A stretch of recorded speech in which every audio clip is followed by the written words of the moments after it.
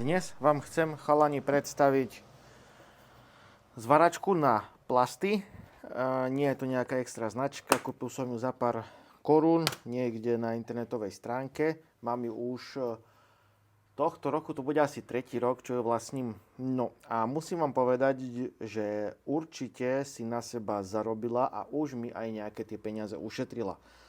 Čo to znamená? Znamená to to, že či už mám na mysli podblatníky niekde na mojom superbečku alebo nejaké plasty vnútorné, ktoré nie je vidieť, ale plňa nejakú úlohu v golfe alebo vo Fabii, čo som mal, poprípade niekde inde v domácnosti, tak pokiaľ je to tak, že ten plast trošičku hrubší ako pár milimetrov, alebo proste, ak je tak dostatočne hrubý, že sa to dá zvariť, tak vám to ušetrí peniaze a nemusíte kupovať niečo nové, pokiaľ nie ste nejaký pedant a vám to niekde skryté, nevadí, že je to pozvárané s tými drôtikmi, tak určite sa to oplatí. My si dneska ukážeme, ako vyzerá. Čiže je to klasika, vyzerá to ako fén napríklad, hej, alebo stroboskopická lampa. Máme dva výstupy, k tomu v balení sú aj drôtiky. No a tie drôtiky sa líšia zohnutím. Napríklad tento je do kútu, keď chcem niekde dať, že mám, čo by som vám ukázal, mám proste nejaký kút 90 stupňový a chcem to tam zvariť, nahrejem ohňom. Hej, to je príklad tento. Potom tu máme niečo také, to používam najčastejšie, s tým sa zvárajú rovné plochy, s tým budeme zvárať aj o chvíľočku, čiže vyberieme si dve zatiaľ. Dva, sme na východe, tak to je jedno. Čiže dva. Tak. Potom tu máme chaloši. Takýto, to je zás keď máme nejaký nos alebo špic a nedá sa z vnútornej strany to zvariť, tak si to pozvaráme zvonku. A následne máme to isté, čo pred chvíľou, akurát, že na väčšie rozmery. K tomu, aby som nezabudol, máme ešte kliešte. Také vyzerá jak nožnice na nechty, ale splňa svoj účel. Keďže celé ma to nestalo viac ako 50 eur, neviem či 40 alebo čo, tak nemôžem od toho čakať niečo extra. Dáme si to do zástrčky. Tak, máme tu aj ledku, vtedy vidíme, že je to zapnuté. Podobne to funguje ako pajkovačka.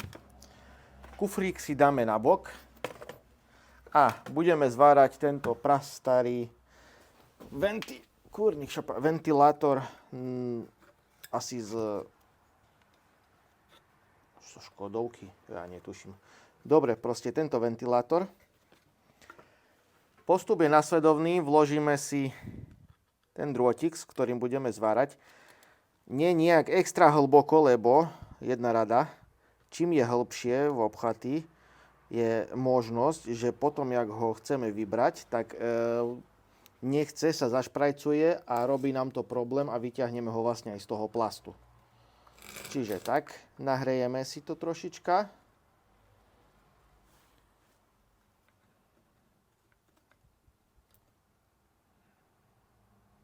Ešte trošku musíme počkať. Čiže princíp je taký. Nahrejeme, počkáme, kým sa nám to zataví do plastu. A teraz to jemne vytočíme.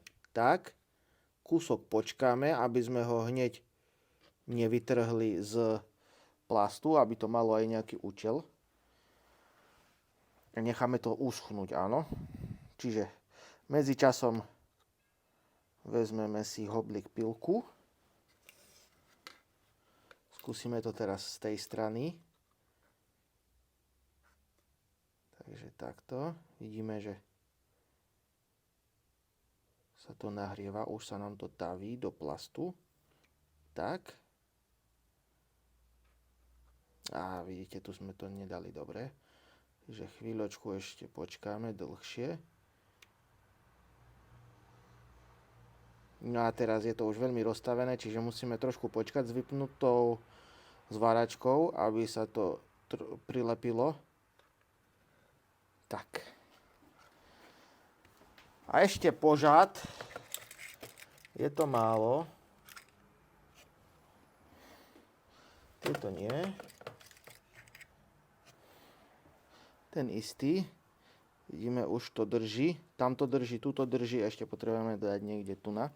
S tým nie som spokojný, s tým druhým. Hej, toto je také, no, nemoc dobré. Nebolo tam miesta. A asi som mal moc hlboko ten drôtik. S tým spokojný nie som. Ideme skúsiť to tu na.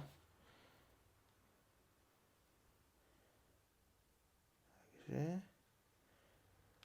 obe strany musíme rovnomerne zatlačiť do plastu. Tak. Teraz chvíľočku počkáme, vyčkáme. Lebo nestačí to len vopchať tam, ale my to musíme aj zataviť. Otočiť, aby to vlastne do toho plastu vošlo. Lebo my vlastne robíme s tým drôtikom kvázi výstuž.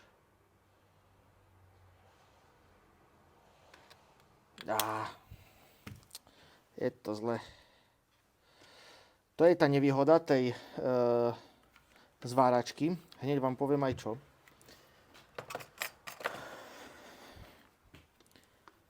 Že niektoré, lebo to sú originálne tie drôtiky, ani nebudem strihať ani nič.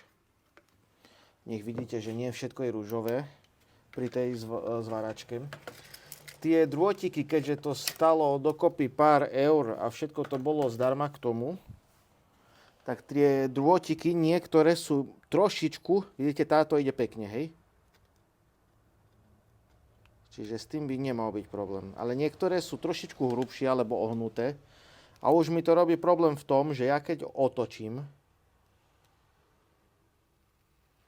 ten drôtik v tom, tak ja to ťahám von, lebo je to zaseknuté. Vidíme, teraz to pošlo krásne.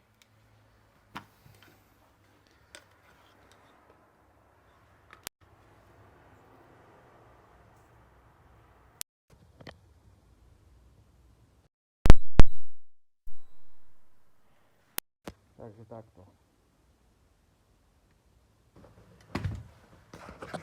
Vidíme, dá sa to. Len na to treba nervy trošičku. Ale dá sa to bez problémov. Dobre chalani, ak vám toto video nejako pomohlo, alebo ste zobrali kúpiť alebo prijať na narodeniny, budem rád, ak mi o tom, čo si myslíš, napíšeš do komentára. My sa vidíme pri ďalšom videu. Podpor ma nejakým odberom, zdieľaním, lajkom a tak ďalej. Majte sa zatiaľ chalani. Ahoj.